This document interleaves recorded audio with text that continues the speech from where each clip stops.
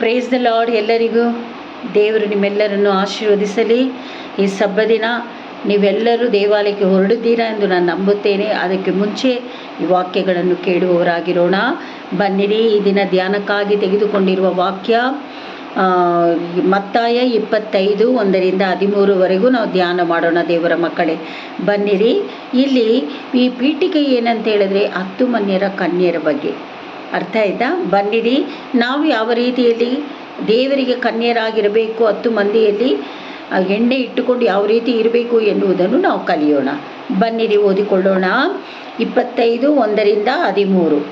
ಆಗ ಪರಲೋಕ ರಾಜ್ಯವು ಆರತಿಗಳನ್ನು ತೆಗೆದುಕೊಂಡು ಮದಲಿಂಗನನ್ನು ಎದುರುಗೊಳ್ಳುವುದಕ್ಕೆ ಹೊರಟಂತ 10 ಮಂದಿ ಕನ್ಯರಿಗೆ ಹೋಲಿಕೆಯಾಗಿರುವುದು. ಅವರಲ್ಲಿ 5 ಮಂದಿ ಬುದ್ಧಿ ಇಲ್ಲದವರು, 5 ಮಂದಿ ಬುದ್ಧಿವಂತೆಯರು. ಬುದ್ಧಿ ಇಲ್ಲದವರು ತಮ್ಮ ಆರತಿಗಳನ್ನು ತೆಗೆದುಕೊಂಡರು, ಆದರೆ ಎಣ್ಣೆ ತಗೊಳ್ಳಿಲ್ಲ. ಬುದ್ಧಿವಂತೆಯರು ತಮ್ಮ ಆರತಿಗಳ ಕೂಡ ಪಾತ್ರೆಗಳಲ್ಲಿ ಎಣ್ಣೆ ತಗೊಂಡ್ರು. ನೋಡಿ, 10 ಮಂದಿ ಕನ್ನಿಕೆಯರಲ್ಲಿ 5 ಮಂದಿ ಕನ್ನಿಕೆಯರು ಇದ್ದಾರೆ. 5 ವಿಂಗಡವಾಗಿ ವಿಭಾಗಿಸಿ ಈ ವಾಕ್ಯದಲ್ಲಿ 5 ಮಂದಿ ಕನ್ನಿಕೆಯರು ಎಣ್ಣೆಯನ್ನು, ದೀಪವನ್ನು ತೆಗೆದುಕೊಳ್ಳುತ್ತಾರೆ. ಎಕ್ಸ್ಟ್ರಾ ಏನು ಮಾಡ್ತಾರೆ, ಅವರು ಆರತಿಗಳನ್ನು ಅಂದರೆ ದೀಪಗಳನ್ನು ತಗೊಳ್ತಾರೆ, ಎಕ್ಸ್ಟ್ರಾ ಎಣ್ಣೆ ತಗೊಳ್ಳೋದಿಲ್ಲ.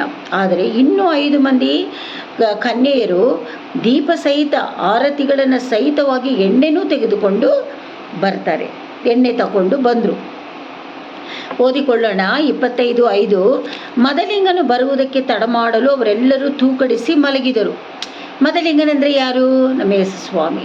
ಆತನು ಬರೋದಕ್ಕೆ ತಡವಾಗಿದ್ದರಿಂದ ಅವರು ನಿದ್ರೆ ಮಾಡಿಬಿಟ್ರು.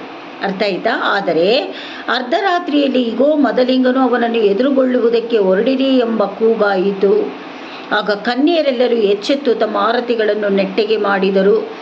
ಒಂದು ಶಬ್ದ ಅವರಿಗೆ ಕೇಳಿಸ್ತಾ ಇದೆ. ಏನು ಶಬ್ದ ಅವ್ರಿಗೆ ಕೇಳಿಸ್ತಾ ಇದೆ? ಮದಲಿಂಗನು ಬರ್ತಾ ಇದ್ದಾನೆ, ಎದುರುಗೊಳ್ಳುವುದಕ್ಕೆ ನೀವೆಲ್ಲರೂ ಆಯ್ತು ಪಡ್ರಿ ಅಂತ ಇಲ್ಲಿ ವಾಕ್ಯ ಹೇಳ್ತಾ ಇರೋದು. ದೇವರ ಮಕ್ಕಳೇ, ಆಗ ಬುದ್ಧಿ ಇಲ್ಲದವರು ಬುದ್ಧಿವಂತೆಯರಿಗೆ, ನಿಮ್ಮ ಎಣ್ಣೆಯಲ್ಲಿ ನಮಗೆ ಸ್ವಲ್ಪ ಕೊಡಿರಿ, ನಮ್ಮ ಆರತಿಗಳು ಆರಿ ಹೋಗುತ್ತವೆ ಎಂದು ಹೇಳಿದರು. ನೋಡಿ, ಅವರು ಎಣ್ಣೆ ತಗೊಂಡಿಲ್ಲ, ದೀಪ ಮಾತ್ರ ತಗೊಂಡಿರ್ತಾರೆ. ಅದು ಆರೋದ್ರೆ ಮತ್ತೆ ಎಣ್ಣೆ ಹಾಕಬೇಕಲ್ಲ, ಆರೋಗೋಕ್ಕೆ ಮುಂಚೆ.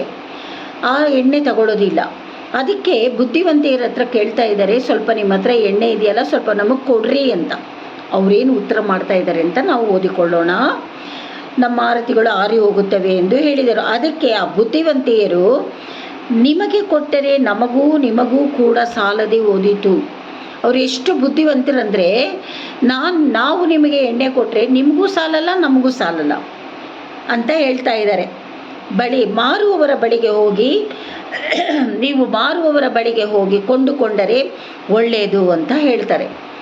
ಹೋಗಿ ಬೇಗನೆ ಮಾರೋರ ಹತ್ರ ಎಣ್ಣೆ ತಗೊಂಡು ಬನ್ನಿರಿ ಅಂತ ಬುದ್ಧಿವಂತಿಕೆಯರು ಹೇಳ್ತಾರೆ. ಅವರು ಆ ಕಡೆ ಹೋಗಿದ ತಕ್ಷಣ ಅವರು ಕೊಂಡುಕೊಳ್ಳಲಿಕ್ಕೆ ಹೋದಾಗ ಮದಲಿಂಗನು ಬಂದು ಬಿಟ್ಟನು. ಅವರು ಈ ಕಡೆ ಎಣ್ಣೆ ತಗೊಂಡು ಬರೋಕ್ಕೆ ಹೋಗೋಷ್ಟರಲ್ಲಿ ಮದಲಿಂಗನು ಬಂದುಬಿಡ್ತಾರೆ. ಅರ್ಥ ಆಯ್ತಾ ದೇವರ ಮಕ್ಕಳೇ? ಸಿದ್ಧವಾಗಿದ್ದವರು ಅವನ ಸಂಗಡ ಮದುವೆಯ ಮನೆಯೊಳಕ್ಕೆ ಹೋದರು. ಬಾಗಿಲು ಮುಚ್ಚಲಾಯಿತು. ನೋಡಿ, ಯಾರ್ಯಾರು ಸಿದ್ಧವಾಗ್ತಾರೋ ಮದಲಿಂಗನು ಬಂದಾಗ ಹೋಗ್ತಾರೆ. ಮದಲಿಂಗನು ಬರೋದಕ್ಕೆ ಸಿದ್ಧವಾಗದೇ ಇರುವವರು ಹೀಗೇನೆ ಎಣ್ಣೆ ಹುಡುಕ್ತಾ ಇರ್ತಾರೆ. ಹಾಗಾದರೆ ಇದರಲ್ಲಿ ನೀವು ಏನು ತಿಳ್ಕೊಂಡಿದ್ದೀರಾ ದೇವರ ಮಕ್ಕಳೇ? ನಾವು ಆಯುಧ ಪಡಬೇಕನ್ನುವುದೇ. ಈಗ ಕೊನೆ ಕಾಲ, ಯೇಸು ಸ್ವಾಮಿ ಬರುವ ಕಾಲ. ವಾಕ್ಯದಲ್ಲಿ ಹೇಳಲ್ಪಟ್ಟಿದೆ, ಯುದ್ಧಗಳು ನಡೆಯುತ್ತದೆ, ಕ್ಷಾಮಗಳು ಬರುತ್ತದೆ. ಇದನ್ನೆಲ್ಲ ನೀವು ಕಾಣಬೇಕು. ಇನ್ನೂ ಅನೇಕ ಅದ್ಭುತಗಳು ನಡೆಯುತ್ತದೆ. ಅದರ ಆಮೇಲೇ ನಾನು ಬರೋದು. ಯೇಸು ಸ್ವಾಮಿಗೆ ಗೊತ್ತಿಲ್ಲ ಬರೋದು, ತಂದೆಯಾದ ದೇವರೊಬ್ಬರಿಗೆ ಗೊತ್ತಿರೋದು. ಅರ್ಥ ಆಯ್ತಾ? ಹಾಗಾದರೆ ನಾವು ಏನು ಮಾಡಬೇಕು? ಎಣ್ಣೆ ಇಲ್ಲದ ಸ್ತ್ರೀಗಳಾಗಿರಬೇಕಾ? ಎಣ್ಣೆ ಇಟ್ಟುಕೊಂಡು ಸ್ತ್ರೀಗಳಾಗಿರಬೇಕಾ? ಬುದ್ಧಿವಂತಿಕೆರಾಗಿ ಎಣ್ಣೆ ಇಟ್ಟುಕೊಂಡು ಎಕ್ಸ್ಟ್ರಾ ನಾವು ದೀಪ ರೆಡಿ ಮಾಡಿದ್ರೂ ಅದರಲ್ಲಿ ಎಣ್ಣೆ ಹಾಕಿ ಬತ್ತಿ ಹಚ್ಚಿರ್ತೀವಿ. ಆದರೆ ಆ ಎಣ್ಣೆನ ನಂಬಕ್ಕಾಗಲ್ಲ. ನಾವು ಇನ್ನೂ ಎಕ್ಸ್ಟ್ರಾ ಎಣ್ಣೆನ ಇಟ್ಕೊಳ್ಬೇಕು. ಅದರ ಅರ್ಥ ಏನು?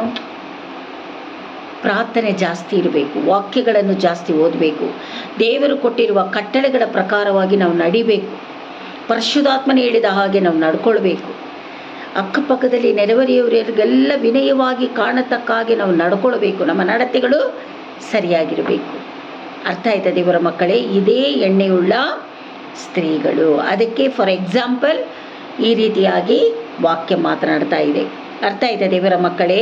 ಹಾಗಾದರೆ ಮದಲಿಂಗನು ಬಂದನು, ಸಿದ್ಧವಾಗಿದ್ದವರು ಅವನ ಸಂಗಡೆ ಮದುವೆ ಮನೆಯೊಳಕ್ಕೆ ಹೋದರು, ಬಾಗಿಲು ಮುಚ್ಚಿಬಿಡ್ತು. ಬುದ್ಧಿವಂತ ಸ್ತ್ರೀಯರು ಈ ಮದಲಿಂಗನು ಬಂದಿದ್ದ ಕರ್ಕೊಂಡು ಹೋಗ್ಬಿಟ್ರು, ಬಾಗಿಲು ಮುಚ್ಚಿಬಿಟ್ರು. ಆದರೆ ತರುವಾಯ ಉಳಿದ ಕನ್ಯೆಯರು ಸಹ ಬಂದು, ಸ್ವಾಮಿ ಸ್ವಾಮಿ ನಮಗೆ ತೆರೆಯಿರಿ ಅಂದರು. ಆತನು, ನಮ್ಮನ್ನು ನಾನು ಅರಿಯೇನೆಂದು ನಿಮಗೆ ಸತ್ಯವಾಗಿ ಹೇಳುತ್ತೇನೆ ಅಂದನು. ಎಸ್ ಸ್ವಾಮಿ ಇಲ್ಲಿ ಹೇಳ್ತಾ ಇದ್ದಾರೆ, ನೀವು ಯಾರಂತ ನನಗೆ ಗೊತ್ತಿಲ್ಲ, ನೀವು ಸಿದ್ಧತೆ ಆಗಿಲ್ಲ, ನಾನು ಸಿದ್ಧತೆ ಆಗಬೇಕು, ನೀವು ಸಿದ್ಧತೆ ಆಗಬೇಕು ದೇವರ ಮಕ್ಕಳೇ. ಅರ್ಥ ಆಯ್ತಾ? ನಮ್ಮನ್ನು ನಾವೇ ಪರಿಶೋಧನೆ ಮಾಡಿಕೊಳ್ಬೇಕು, ಕರೆಕ್ಟಾಗಿದ್ದೀವಾ? ಇರುತ್ತೆ ನಮ್ಮಲ್ಲಿ ಬಲಹೀನತೆಗಳಿರುತ್ತೆ, ದೇವರ ಹತ್ರ ಒಪ್ಪಿಸ್ಕೊಡ್ಬೇಕು, ನಾವು ಅದಕ್ಕೆ ಸಿದ್ಧತೆಯಾಗಬೇಕು. ಆದ ಕಾರಣ ದಿನವಾದರೂ ಗಳಿಗೆಯಾದರೂ ನಿಮಗೆ ಗೊತ್ತಿಲ್ಲವಾದುದರಿಂದ ಎಚ್ಚರವಾಗಿರಿ. ಆ ದಿನ ನಿಮಗೆ ಗೊತ್ತಿಲ್ಲ, ಯೇಸು ಸ್ವಾಮಿ ಯಾವಾಗ ಬರ್ತಾರೆ ಅಂತ ನಿಮಗೆ ಗೊತ್ತಿಲ್ಲ. ಅದಕ್ಕೆ ನೀವು ಸದಾ ನಾವು ಆಯ್ಕೆ ಪಡ್ತಾ ಇರಬೇಕು. ಎಲ್ಲ ವಿಧದಲ್ಲಿಯೂ, ಕೊಡುವುದರಲ್ಲಿ, ಮಾತನಾಡುವುದರಲ್ಲಿ, ಚಿಂತಿಸುವುದರಲ್ಲಿ, ಕಣ್ಗಳಲ್ಲಿ, ಮಾತಿನಲ್ಲಿ, ನೀವು ಮಾಡುವ ನಟ್ಕ್ರಿಯೆಗಳು ಎಲ್ಲಿ ಹೋಗ್ತಾ ಇದ್ದೀರಾ, ಎಲ್ಲಿಂದ ಬರ್ತಾ ಇದ್ದೀರಾ, ಎಲ್ಲ ನೆನೆಸ್ಕೊಳ್ಬೇಕು, ಕರೆಕ್ಟಾಗಿದೆಯಾ ಅಂತ. ಮತ್ತು ನಿಮಗೆ ಕೊಟ್ಟಂಥ ಉದ್ಯೋಗ ಸ್ಥಳದಲ್ಲಿ ನೀವು ಕರೆಕ್ಟಾಗಿರಬೇಕು. ಅರ್ಥ ಆಯ್ತಾ ದೇವರ ಮಕ್ಕಳೇ? ಇದೇ ಇದರ ವಾಕ್ಯ ಅರ್ಥ. ಅರ್ಥ ಆಯ್ತಾ? 10 ಮಣ್ಣೆಯರ ಕನ್ನಿಕೆಯಲ್ಲಿ 5 ಮಂದಿ ಕನ್ನಿಕೆಯರು ಈ ರೀತಿಯಾಗಿ ಸಿದ್ಧತೆ ಆಗಲಿಲ್ಲ. ಆ 5 ಮಂದಿ ಕನ್ನಿಕೆಯರು ಸಿದ್ಧತೆಯಾಗಿದ್ದರು. ಆ ಎಣ್ಣೆಯನ್ನೇ ನಾವು ಎಣ್ಣೆಯಾಗಿ, ಪಾತ್ರೆಯಾಗಿ ನಾವು ಸಿದ್ಧತೆಯಾಗಬೇಕು. ಅರ್ಥ ಆಯ್ತಾ ದೇವರ ಮಕ್ಕಳೇ? ದೇವರು ಈ ದಿನ ಈ ವಾಕ್ಯ ಕೊಟ್ಟಿದ್ದಕ್ಕಾಗಿ ಸ್ತೋತ್ರ. ಇದು ಜೀವವುಳ್ಳ ವಾಕ್ಯ. ಅರ್ಥ ಆಯ್ತಾ?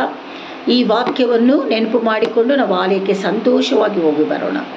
ಅರ್ಥ ಆಯ್ತಾ? ದೇವರು ನಿಮ್ಮೆಲ್ಲರನ್ನು ಆಶೀರ್ವದಿಸಲಿ. God bless you.